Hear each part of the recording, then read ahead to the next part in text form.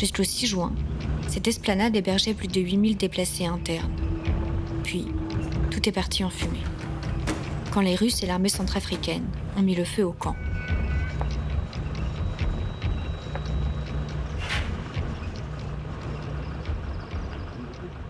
Nos équipes sur le terrain nous ont rapporté que le site a été littéralement saccagé, détruit, incendié, et y compris même notre point Palu.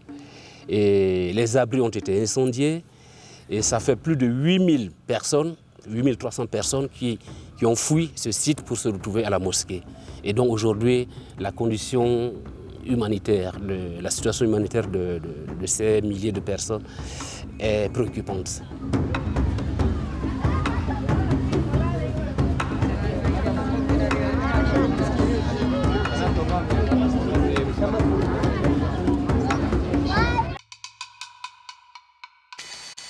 C'est un pays au sous-sol qui regorge de ressources naturelles, diamants, uranium, or et pétrole, une nation au destin tragique qui a longtemps été sous le joug du colon français. Aujourd'hui encore, après 2 guerres civiles, la République centrafricaine souffre de l'action des milices qui sèment la terreur au sein de la population. Il y a quelques semaines, aux médias, nous avons publié un reportage exclusif réalisé par 2 de nos journalistes, Filippo Ortona et Thomas Dietrich. Ils se sont rendus sur place pour raconter les conséquences des guerres civiles qui ont secoué le pays. Des guerres souvent présentées à tort comme des conflits interreligieux.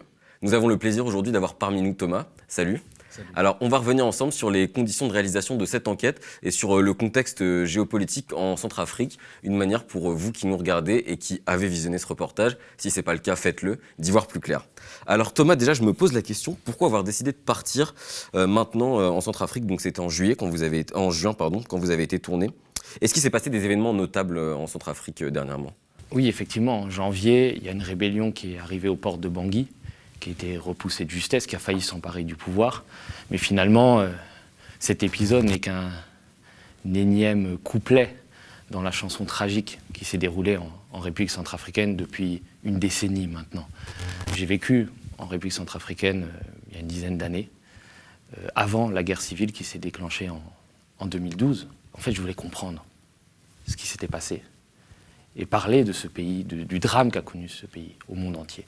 Alors, c'est vrai qu'en France, le gouvernement de François Hollande, les médias traditionnels, ont présenté la guerre civile qu'il y a eu en République centrafricaine comme un conflit interreligieux entre chrétiens et musulmans. D'ailleurs, c'était fait toujours de manière très condescendante, limite raciste. Finalement, les Centrafricains n'auraient été que des sauvages qui se seraient entretués.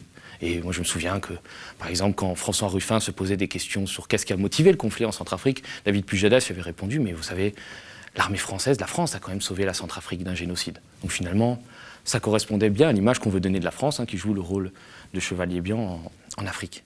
Et moi, je me souvenais de Bangui. J'ai quitté Bangui quelques mois avant la guerre civile, où il y avait, donc en Centrafrique, il y a 85% de chrétiens et 15% de musulmans, où les chrétiens et les musulmans vivaient ensemble, vivaient en parfaite harmonie.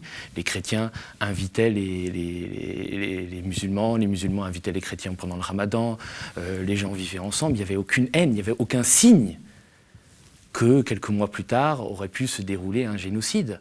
Donc c'est ça un peu ce que j'ai voulu raconter. Ça veut dire finalement les dessous de cette guerre civile qu'on a présenté un peu hâtivement comme un conflit entre chrétiens et musulmans, même s'il y a eu des actes terribles, des crimes qui ont été commis, une certaine forme de purification. Et c'est ça que j'ai voulu raconter avec Filippo, et c'est pour ça qu'on s'est rendu en Centrafrique un petit peu pour raconter les dessous de ce drame qui s'est noué, et notamment pour documenter l'influence des puissances étrangères, parce que les Centrafricains ne sont pas les seuls responsables, et de loin, dans le drame qui est survenu en Centrafrique. Alors justement, je pense que c'est important de recontextualiser ce qui se passe en Centrafrique.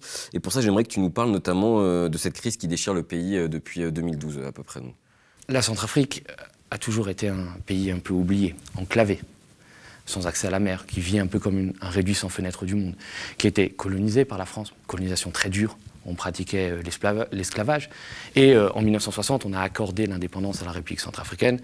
Mais finalement, comme disait l'ancien président de l'Assemblée nationale, Edgar Faure, on est parti pour mieux rester. C'est-à-dire que la France a continué à maintenir une tutelle sur la République centrafricaine. On y a maintenu un contingent militaire. On mettait les présidents qu'on voulait. Et quand d'ailleurs ils ne nous plaisaient plus, on les changeait. Exemple Bokassa, qui était l'ami de Giscard d'Estaing, que Giscard d'Estaing a fini par faire renverser par l'armée française. Et pour bien comprendre la crise centrafricaine, on est au début des années 2000.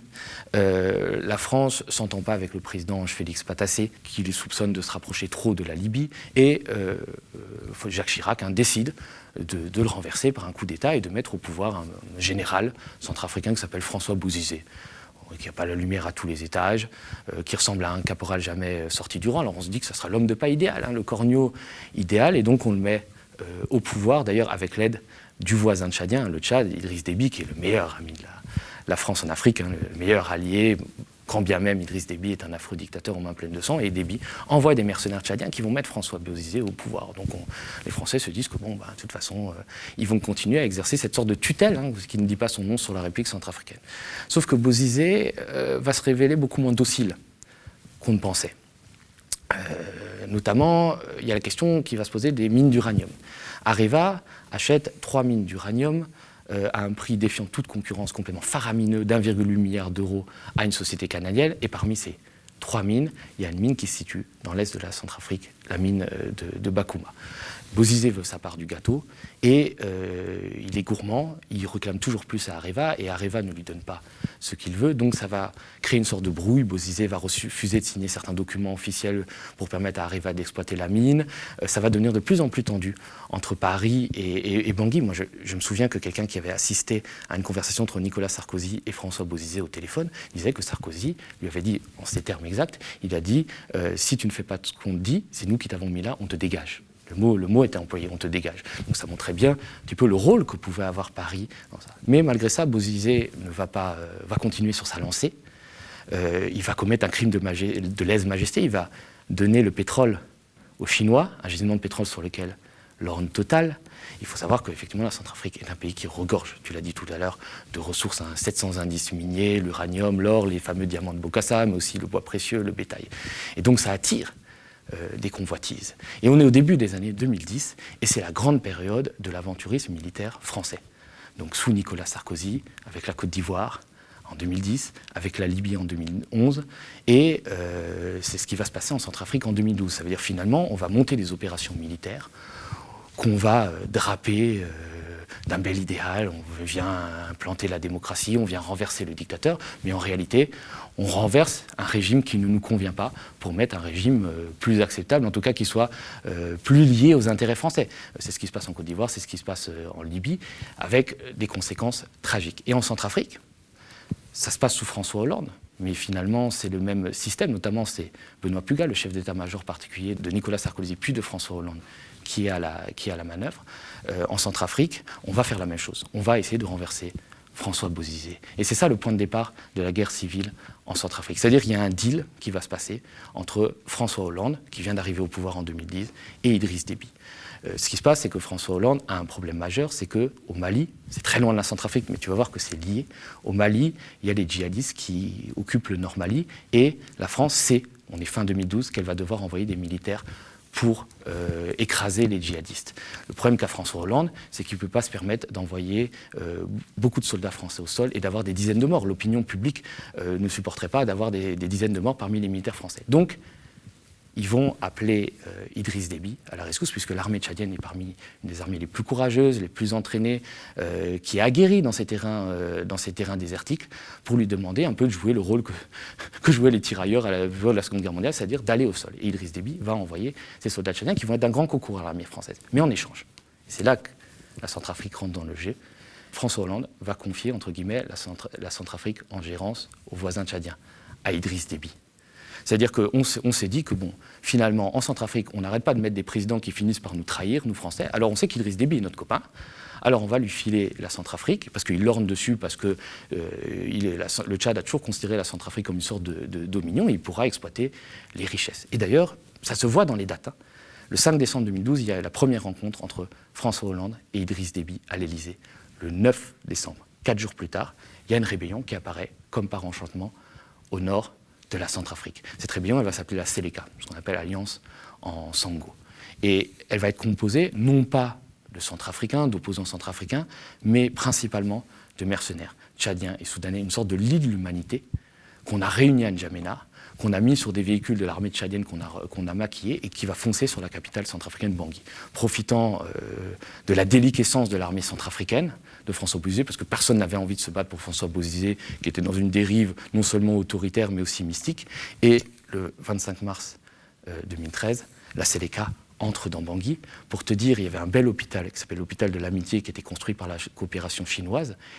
La Séléka a commencé à le bombarder, ils croyaient que c'était la présidence. Donc ça te montre à quel point ces gens-là n'étaient absolument pas originaires de Centrafrique. Et ça s'est fait sous les yeux du contingent français qui était présent à Bangui. Il y a eu des massacres. On a chassé François Bozizé, ce qui était une chose, on pouvait le concevoir.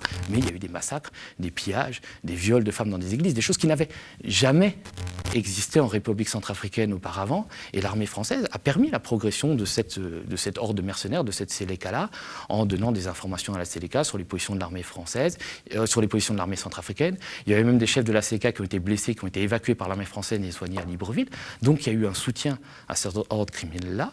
Une fois que la Séléka est arrivée à Bangui, on a mis un homme de paille au pouvoir qui s'appelait Michel Djotodia, qui était président, qui d'ailleurs était gardé par des mercenaires français, des anciens parachutistes, mais les décisions étaient prises à Paris et aussi à N'Djamena au Tchad.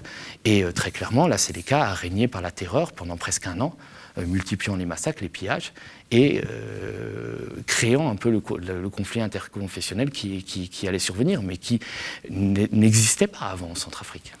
Alors justement, dans votre reportage que vous avez fait avec Philippot, il y a de nombreux personnages, et notamment un ex-chef de milice. C'est quand même pas rien. Comment est-ce que vous avez fait pour gérer tout ça sur place? Est-ce que c'était dur? On rencontre effectivement Abdoulaye Hissène, qui était un des chefs de la Séléka, qui est un personnage quand même assez étrange, puisqu'il a fait un moment décapiter, donc lui-même est musulman, il a fait décapiter un jeune musulman pour faire croire que c'était les milices chrétiennes qui avaient commis des crimes et raviver la tension interconfessionnelle, parce que ces seigneurs de guerre ont vécu sur finalement le morcellement de la Centrafrique, sur le chaos qui régnait en Centrafrique. Il y a quand même près de la moitié de la population qui a été déplacée à un moment ou à un autre.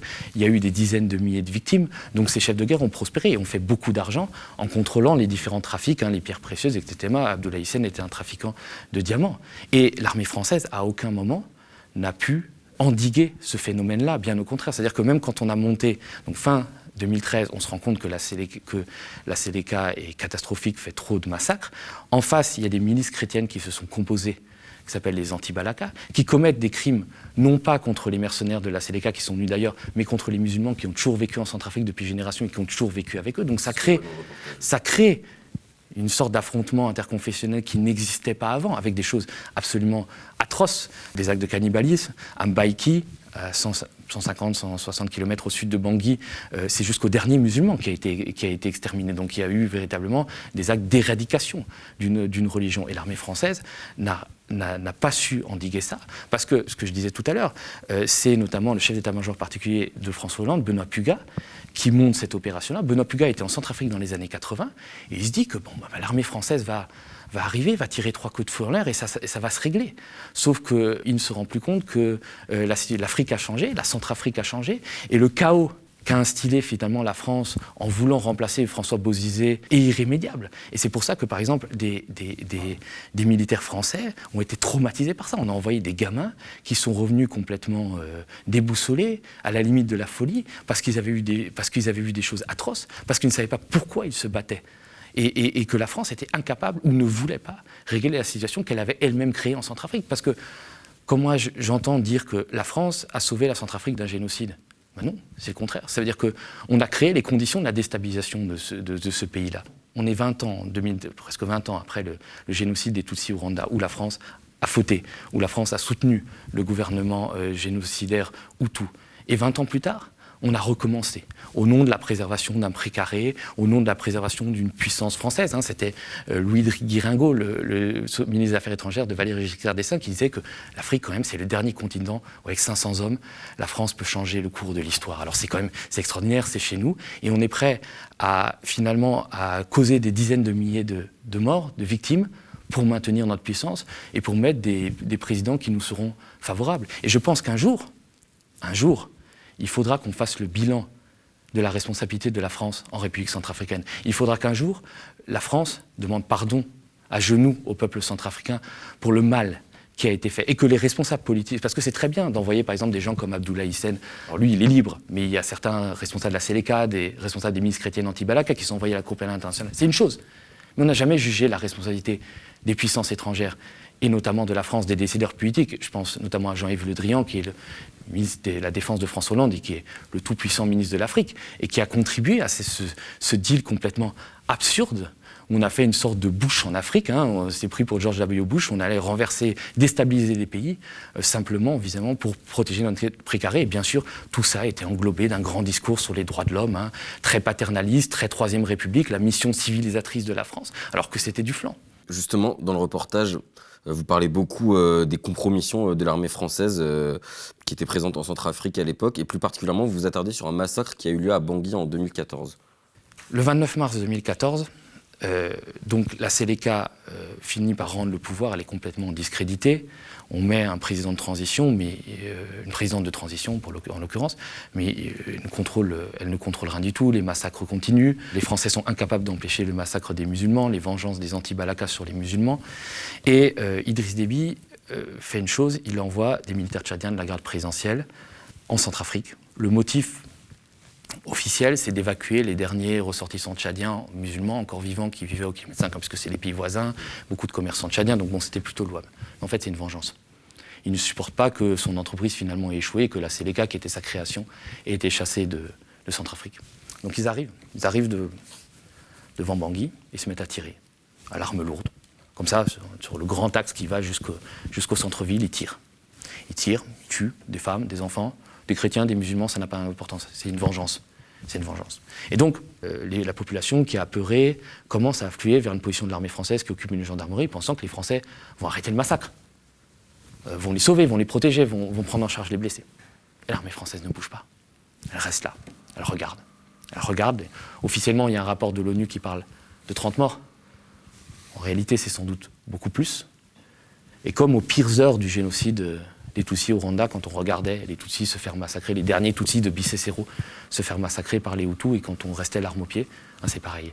Et je peux même te dire une chose, c'est que des sources m'ont indiqué que les militaires français qui étaient sur place, qui bien sûr, comme n'importe quel être humain, étaient choqués par ce qu'ils voyaient, ont demandé l'autorisation à leur hiérarchie d'intervenir pour arrêter le massacre. Il ne s'agit pas d'aller tuer les Tchadiens, mais il fallait arrêter le massacre.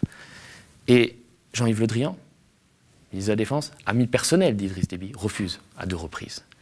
Donc ça veut dire qu'on a laissé un massacre se passer au nom d'une amitié avec un dictateur, au nom de la déstabilisation d'un État, parce que le Tchad et la Centrafrique, les populations sont les mêmes, traversent, il n'y a pas d'antagonisme entre ces 2 pays. Ce sont des pays étrangers. On parlait de la France, du Tchad, on pourra parler du Congo-Brazzaville, on pourra parler plus tard de la Russie. Finalement, on déstabilisé ce pays pour des intérêts de puissance, mais aussi pour se procurer les immenses richesses. Alors justement, puisqu'on parle donc du rôle des puissances étrangères, notamment de la France en République centrafricaine, il faut aussi rappeler qu'il y a un rapport de l'ONU qui a accusé les soldats français de viol sur des enfants en Centrafrique. Il y a une procédure judiciaire qui avait été lancée d'ailleurs en juillet 2014 en France. On en est où aujourd'hui par rapport à ça ? C'est-à-dire que c'est un rapport de l'ONU qui révèle qu'au cours de l'année 2014, les soldats français ont commis des viols sur des mineurs, sur des enfants, dans des conditions assez sordides, c'est-à-dire qu'on est dans une période de guerre, il y a des camps de réfugiés, il y a des enfants qui ont faim, et donc il y a des choses qui se passent, atroces, qui se passent contre une boîte de sardines, contre une bouteille d'eau, d'eau potable, et c'est pas des cas isolés, c'est des cas qui se répètent. Et donc il y a un fonctionnaire des Nations Unies qui fait fuiter le rapport dans le Guardian, la presse britannique, la presse française vivement était assez courageuse, et il y a une instruction qui est ouverte en France, parce qu'il faut quand même se rendre compte de quelque chose. Quand la France intervient dans des pays africains notamment, elle signe des accords avec ces pays-là. C'est-à-dire que les militaires français, y compris hors de leur service, pour ce qu'ils pourraient faire, je ne sais pas, quand ils sortent le samedi soir, sont irresponsables devant la justice locale. Ils ne peuvent être poursuivis que par la justice française. Et donc il y a une enquête qui va se passer, qui va déboucher sur un non-lieu très contesté. Les associations de victimes ont notamment soulevé que, par exemple, les enfants avaient été auditionnés bien plus tard, sans la présence d'avocats ou sans la présence de psychologues, alors qu'on est quand même dans des affaires très lourde, et on ne fera jamais la lumière sur ça. Heureusement, il y a des journalistes comme Justine Brabant, Léa Milano, qui ont sorti un bouquin qui s'appelle Mauvaise troupe, qui parle de ces excès, de ces gamins qu'on a envoyés, soldats français qu'on a envoyés en Centrafrique, qui étaient là sans but, et voilà, qui se sont pris un peu pour les rois du monde et qui ont laissé libre cours à leurs penchants, y compris les plus sordides. Et moi, je peux te dire que je les voyais, les militaires français, à l'époque. C'était avant la guerre civile. Mais ils se comportaient déjà de manière atroce, notamment avec les femmes. Mais je me souviens qu'ils faisaient une scène que j'ai vue, un rodéo. Ils faisaient des rodéos, ils faisaient des courses de bagnole le soir dans Bangui. Donc ils étaient complètement bourrés. Voilà, il y avait une grande avenue qui s'appelle l'avenue des Martyrs, ils faisaient des rodéos là-dessus. Et puis un soir, moi je suis dehors, et puis, quelques centaines de mètres, il y a un véhicule de l'armée française qui renverse un gamin des Russes, qu'on appelle les Godobés là-bas. Le gamin a des fractures, notamment une fracture ouverte. Et normalement, ce que tu fais dans ces cas-là, c'est que tu emmènes la personne que tu as renversée à l'hôpital. C'est son objectif. Le véhicule français, au lieu de ça, veut repartir, veut fuir. La foule s'agglutine, c'est comme ça que je le vois, la foule s'agglutine autour du véhicule français, de la Jeep française, et les militaires français sortent avec leurs armes, ils menacent la foule avec des insultes racistes. J'ai entendu ça. Et finalement, ils partent, laissant le gamin qui a été transporté à l'hôpital par la foule, par les gens qui étaient là, hein, finalement, les riverains. Et ça montre bien le comportement complètement à rebours de toute la communication qui a été faite par la diplomatie française, par le gouvernement français, c'est-à-dire, disons, une armée française au service des populations. Tu vois, quand tu vas à Bangui, tu as des panneaux partout. Qui sont d'ailleurs beaucoup plus présents que la propagande russe. Des panneaux payés par le ministère de la Défense en disant français, hein, donc France et Centrafrique, frères d'âme depuis toujours. Alors que finalement, la France a fini par piller armes et bagages en 2016, ne maintenant qu'un tout petit contingent qui est encore à l'aéroport, sans avoir pu régler le problème. Tu avais quand même, c'était pas la partie militaire, mais tu avais quand même un ambassadeur de France qui était présent pendant la pire période, hein, donc la période la plus intense de la guerre civile, de 2013 à 2016, qui s'appelle Charles Manina, qui se prenait pour le président de la Centrafrique, qui était soupçonné d'avoir des accointances avec certaines milices, mais surtout qui a fait quelque chose d'assez extraordinaire, c'est qu'il a été mis à la retraite d'office par le Quai d'Orsay, parce qu'il délivrait des visas de complaisance, des faux visas, pas à n'importe qui, à des islamistes qui venaient pas seulement de Centrafrique, mais des pays voisins, notamment de Boko Haram, et qui se sont retrouvés en France, et tout d'un coup le renseignement intérieur français a dit mais oui, mais on voit dans des mosquées, il y a des gens un peu bizarres qui arrivent de Centrafrique et tout ça, ils ont tiré la sonnette d'alarme, donc il y a eu une enquête, on a mis ce monsieur-là à la retraite, mais il n'a jamais été jugé, alors que peut-être sa place serait devant un tribunal. Donc voilà, ce cas individuel, comme l'épisode que je t'ai raconté avant, justifie en fait le fait qu'une partie de la population centrafricaine soit en colère. Et ça on l'a senti, ce ne sont pas seulement les trolls russes, ce ne sont pas la propagande russe, c'est la population aussi qui se dit, mais ce pays avec qui on a tant partagé, même si c'était forcé, avec qui on partage toujours une langue, avec qui on a une histoire en commun, nous a fait beaucoup de mal. Aujourd'hui, les soldats français ont laissé la place donc, à d'autres forces militaires étrangères. On a déjà un peu parlé du rôle des forces tchadiennes pendant toute cette dernière décennie. Mais il y a aussi eu après les paramilitaires russes. Est-ce que tu peux nous parler de leur rôle aujourd'hui en Centrafrique ? Oui. Parce que vous en parlez beaucoup aussi pendant le reportage. Oui, c'est-à-dire, en fait, ce qui se passe, c'est que, comme je t'ai dit, l'armée française l'opération Sangaré s'arrête en octobre 2016. Il y a une mission de l'ONU qui est là depuis 2014, donc qui est une mission très conséquente. Il y a 12 000 hommes, 12 000 casques bleus. Mais comme toutes les missions de l'ONU, ils n'arrivent pas à arrêter le conflit en cours. Hein. Ça fait 20 ans, ça fait des années qu'ils sont là au Congo, ils sont là depuis 2014 en Centrafrique, ils n'ont jamais pu régler, malgré les moyens mis en œuvre. Il y a quand même 1 milliard d'euros qui est mis sur la table par an, et on retrouve les mêmes accusations qu'avec l'armée française, les abus sexuels commis par les casques bleus, les collusions avec telle ou telle milice, voilà, on retrouve ça. Donc, finalement, le nouveau président centrafricain qui a été élu en 2016, qui est Faustin Archange Touadéra, qui est l'ancien Premier ministre de Bozizé, mais qui est, bon, c'est pas Sankara, mais c'est quand même un professeur d'université, professeur de mathématiques, ancien recteur de l'université de Bangui, donc quelqu'un qui est, on va dire, plus solide que ne l'était François Bozizé, hein, qui était une sorte de soudard, n'a pas les moyens de se défendre. Surtout qu'il y a un embargo, qui est là depuis 2013, sur les armes. Donc, l'embargo a été compréhensible à l'époque, puisqu'il fallait empêcher les groupes armés de s'armer, de faire venir des armes et de se renforcer encore. Mais le problème, c'est que ça empêche aussi l'armée centrafricaine d'avoir les moyens de combattre les groupes rebelles, qui étaient encore nombreux en 2016. Donc finalement, l'armée française se retirant, d'ailleurs c'est Emmanuel Macron qui dit à Faustin Archange Touadéra, ouais, mais vous devriez aller voir les Russes. D'ailleurs c'est lui qui le dit. Et donc, Touadéra va voir Sergueï Lavrov, le ministre des Affaires étrangères de Poutine, et ils envoient des instructeurs, du matériel militaire, et petit à petit, les mercenaires de cette firme qu'on appelle Wagner, qui n'ont aucune existence légale, mais qu'on retrouve beaucoup à l'œuvre en Syrie, en Libye, même au Mozambique, qui est un peu la tête chercheuse de l'influence russe dans le monde. Et donc, ils viennent sur place. Bien évidemment, ce n'est pas des enfants de cœur. On les a croisés. D'ailleurs, il n'y a pas que des Russes. Il y a des Ukrainiens, il y a des Tchétchènes, il y a des Syriens. Ils ne sont pas là pour les beaux yeux de la princesse ou pour aider les soldats, pour aider la population centrafricaine. Mais en tout cas, ils font preuve d'une certaine efficacité, puisqu'ils ont permis, ce qui est une première, à la République centrafricaine, en tout cas au gouvernement centrafricain, de reprendre la quasi-totalité du territoire national, ce qui n'était plus arrivé depuis le début des années 2000, même si effectivement ils sont coupables d'exactions et qui se remboursent sur la bête, parce qu'évidemment ils ne sont pas là pour les beaux yeux de la princesse, ils sont là parce qu'ils peuvent bénéficier de la manne, les diamants, l'or, ils ont même contrôlé pendant plusieurs mois une partie de la douane centrafricaine, donc évidemment il y a une sorte de deal, mais au moins eux ne se drapent pas dans les droits de l'homme, pour mener leurs actions en Centrafrique. D'accord. Alors justement, si on considère tout ce que tu viens de nous expliquer, quel avenir il y a aujourd'hui pour la population centrafricaine puisque donc, on le voit d'ailleurs dans le reportage, ça va mieux quand même qu'il y a quelques années. Il y a moins de massacres qui ont lieu, mais il y a toujours des problèmes et des poches sporadiques un peu où il se passe encore des choses assez graves. On n'est pas seulement resté à Bangui, on est une des seules équipes de journalistes qui a pu sortir depuis 6 mois, depuis l'attaque qu'il y a eu en janvier sur la capitale Bangui, qui a pu sortir de la capitale et aller en province. Donc on est allé à Bambari, au centre du pays, qui est un peu une Centrafrique en miniature, qui concentre tous les problèmes de la Centrafrique, depuis l'époque de la Séléka jusqu'à la présence aujourd'hui des Russes. Ça veut dire qu'en 2013, quand la Séléka est arrivée, il y a un chef de guerre qui s'appelle Ali Darassa qui s'est installé à Bambari, qui était pas du tout centrafricain, il venait de la frontière tchado-nigérienne.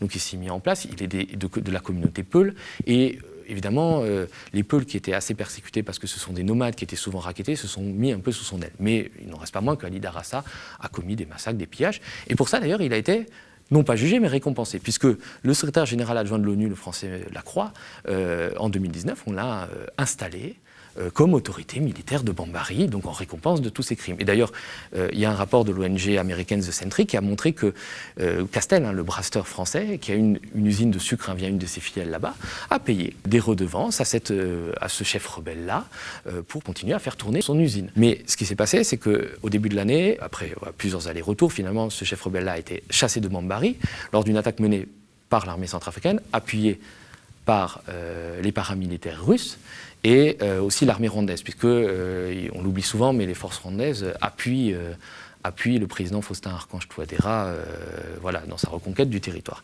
Et effectivement, on a pu rencontrer des populations, notamment de la communauté Peul. Effectivement, les mercenaires russes ont commis des exactions, ont commis des bavures, notamment dans une mosquée en tirant sur des civils. Et toute la lumière doit être faite là-dessus. Parce qu'évidemment, la population en souffre, parce que les mercenaires russes peuvent avoir une certaine efficacité, il n'en reste pas moins qu'ils ont commis des exactions et qu'ils font preuve d'une certaine brutalité à l'endroit de la population. Je peux dire qu'à Bambari, ils ne sont pas forcément très aimés. Et d'ailleurs, c'est tout à l'honneur du gouvernement de la République centrafricaine qui a reconnu, peut-être après les pressions, mais qui a reconnu le fait que les paramilitaires russes, les partenaires russes, ont commis aussi des atteintes aux droits de l'homme, comme d'ailleurs commettent aussi les rebelles qui continuent à exister par poche un peu sporadique. Et pour la République centrafricaine, moi ce qu'on peut finalement souhaiter, c'est qu'au-delà des ingérences françaises, des ingérences russes et des ingérences des autres pays, c'est un pays qui arrive à se reconstruire. On a souvent considéré la République centrafricaine comme une sorte d'État néant, d'État failli.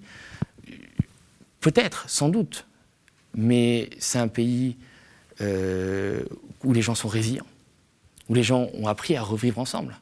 Après les drames, les horreurs qui se sont passées, c'est pas rien quand même de vivre avec un voisin qui a peut-être commis des crimes contre votre famille, c'est pas rien. Ou aussi il y a une langue qui est là, une langue nationale. Je parle du sango, qui est la langue nationale, en plus du français, qui est parlé en Centrafrique du nord au sud, de l'est à l'ouest. Et c'est un ferment pour qu'une nation puisse advenir.